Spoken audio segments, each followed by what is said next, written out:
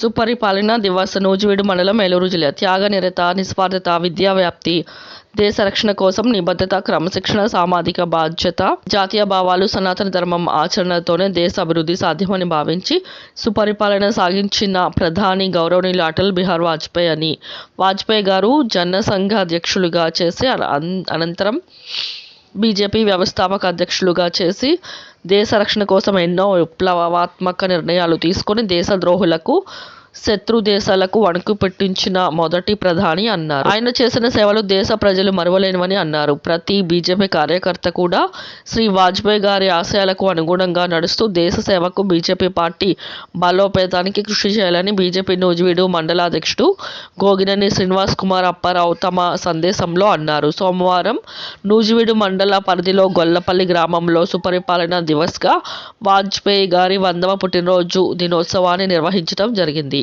గొల్లపల్లి గోపవరం రోడ్డులో ఉన్న మండల ప్రాథమిక పాఠశాల వద్ద మండల ఎస్టీ నాయకులు, సోషల్ మీడియా కన్వీనర్ దారవత్తు శంకరం మరియు జిల్లా ఓబీసీ మోర్చా ఉపాధ్యక్షులు కంచర్ల రాంబాబులు బీజేపీ జెండా ఎగరవేసి వాజ్పేయి గారిని చిత్రపటానికి నమస్కరించి దేశానికి ప్రధానిగా వారు చేసిన సేవలు గుర్తించుకోవడం జరిగింది. మిఠాయిలు పంచారు.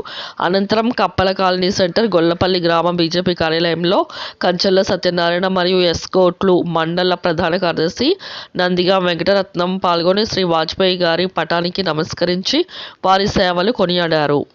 బీజేపీ జిందాబాద్ అంటూ నినాదాలు చేశారు.